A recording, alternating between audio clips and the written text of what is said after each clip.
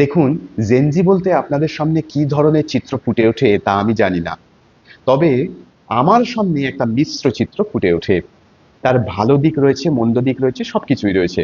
কিন্তু বলতে খুব খারাপ লাগে, বেশিরভাগ ক্ষেত্রেই এখন জেনজির কথা বললেই চোখের সামনে ভেসে ওঠে যে চিত্র, তার বেশিরভাগ বৈশিষ্ট্যই তারা সোশ্যাল মিডিয়ার নেশায় বুঁদ হয়ে আছে। তারা সেলফি সর্বস্ব, ফেসবুক, ইনস্টাগ্রাম, ইউটিউবে তারা ব্যস্ত, সাজ পোশাকের প্রতি তাদের বেশি গুরুত্ব, ইত্যাদি ইত্যাদি। কিন্তু আমি আজকে আপনাদের একটা জেনজিকে দেখাই যে পূর্বোক্ত এই স্বভাবগুলোর মধ্যে একটাও তার মধ্যে নেই। খুব সাধারণ একটি মেয়ে, খুব সম্ভবত পড়ুয়া বা গবেষক, তার নামও আমি জানি না, এই মুহূর্তে মনে করতে পারছি না। তার সঙ্গে দেখা হলো কোথায়? আলিপুর চিড়িয়াখানায়। সে কি কাজ করছে? নিঃস্বার্থভাবে লোকচক্ষুর আড়ালে, সোশ্যাল মিডিয়ার আড়ালে ছাত্রছাত্রী, লোকজন, সাধারণ মানুষ যাদেরকেই সে পাচ্ছে এই চিড়িয়াখানায়, সবাইকেই সচেতন করছে। কি বিষয় সচেতন করছে? গঙ্গা নদীর যে প্রাণী বা জীবজগৎ বা জীববৈচিত্র্য আজ আধুনিক কাণ্ডজ্ঞানহীন মানুষের জন্য বিপন্ন, তাই নিয়ে সবাইকে সচেতন করছে। এই প্রাণী জগতের সংরক্ষণের জন্য প্রত্যেকটা মানুষকে সচেতন হতে বলছে। আমি এই কন্যাকে দেখে সত্যিই বিস্মিত। তাকে দেখাই আপনাদের। এই যে অ্যানিমালস গুলো আছে, এই অ্যানিমালস গুলোকে মানে এই জীবজন্তুগুলোকে আমরা কোথায় পাই জানো? গঙ্গা নদীতে। গঙ্গা নদীর ব্যাপারে আমরা সবাই জানি, সব থেকে পবিত্র নদী, সব থেকে বড় নদী আমাদের ইন্ডিয়া যাতায়াতের জন্য, তাই তো? এবার গঙ্গা নদী এই যে এরা যে আছে, এদেরকে এখন আর দেখা যাচ্ছে না। আর আমরা কি করছি? আমরা চেষ্টা করছি এদেরকে আবার যেন দেখতে পাওয়া যায়। ঠিক আছে? তো এদের রেট গুলো ডিক্রিজ হচ্ছে, কমে যাচ্ছে। তো এদেরকে আবার দেখানোর জন্য আমাদেরকে কি কি করতে হবে জানো কি কেউ কিছু? না, প্লাস্টিক এদিক ওদিক ফেলবো না, প্রথম কথা, এটা সবাই জানে। ঠিক আছে? প্লাস্টিক আমরা এদিক ওদিক কোনোদিনও ফেলবো না। ঠিক আছে? তোমরা প্লাস্টিক ফেলছো, আমি হয়তো সেটা গিয়ে 2, 3, 5, 6, 10 বছরও হয়ে যাচ্ছে, তারপরে গিয়ে আমি তুলছি।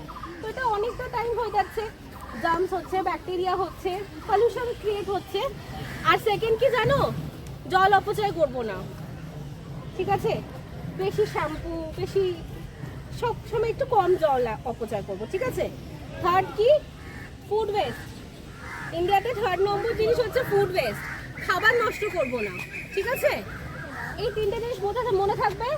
অ্যান্ড ফোর্থ হচ্ছে ইলেকট্রিসিটি, ওইটাও নষ্ট করব না যেটা জল দিয়ে তৈরি হচ্ছে।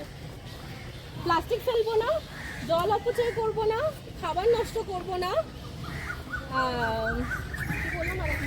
ইলেকট্রিসিটি করব না। আর কিছু? এই ছোট ছোট জিনিসগুলো আমরা মিনিমাইজ করব। তাহলে প্লাস্টিকটা ফেলবো কোথায়? ওয়েস্ট বিনে ফেলবো। ঠিক আছে? এখানে সবকটা টার্টলস আছে। এখানে 2 রকম টার্টলস আছে, soft shell turtle and hard shell turtle. ঠিক আছে? এই কটা টার্টলস আমাদের ইন্ডিয়াতে পাওয়া যায়। তো এখানে সবকটা টার্টল প্রায় আমাদের ওয়েস্ট বেঙ্গলেও পাওয়া যায়। সব থেকে বড় খবর, সবাই দেখতে পাচ্ছ তো? তো এখানে মাত্র 4টে সফট শেল আছে। এই একটা Indian flap shell turtle, Indian peacock তো soft shell turtle, Indian soft shell turtle আর Indian narrow headed soft shell. এদের পিঠগুলো নরম, এদের পিঠগুলো প্রচন্ড নরম থাকে। এদেরকে সচরাচর তোমরা দেখতে পাবে না, এরা খুব সেনসিটিভ হয়। ইভেন এদের স্কিনটা মানে মানুষের থেকেও সেনসিটিভ হয়। আমাদের জিভটা যেই মেটেরিয়াল আছে সফট, এরকম ফ্রেজাইল আমাদের জিভ, ওরকম হয় এদের উপরেরটা।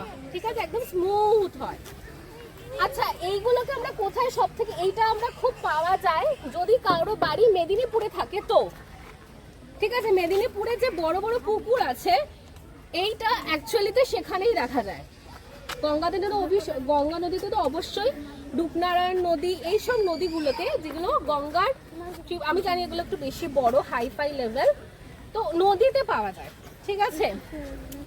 তোমরা একটা কচ্ছপ এখানে দেখতে পাবে যেটা আমাদের ক্যাপটিভ করা আছে, এইটা টর্টয়েস।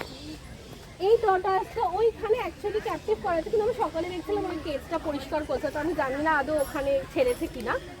এই টার্টলটাকে তোমরা দেখতে পাবে। ঠিক আছে? আর এখানে একটাও টার্টল নেই যেটা এখানে ক্যাপটিভ করা আছে। কেন? কারণ তারা বিলুপ্ত হয়ে যাচ্ছে। ঠিক আছে? তো তাদেরকে যেমনি আমরা আমরা তো জানি যে আমরা মানুষ, সব থেকে বাজে মানুষ, যেটা বলতে যা সব কিছু খেয়ে ফেলি, সব কিছু নষ্ট করে ফেলি, সব কিছু ধ্বংসের প্রায় শেষ। আমাদের আসার সায়েন্স যেমনি ভালো দিকে আছে তেমনি বাজে দিকেও আসছে, ঠিক আছে? তো তোমরা ইজ দ্য নিউ জেনারেশন।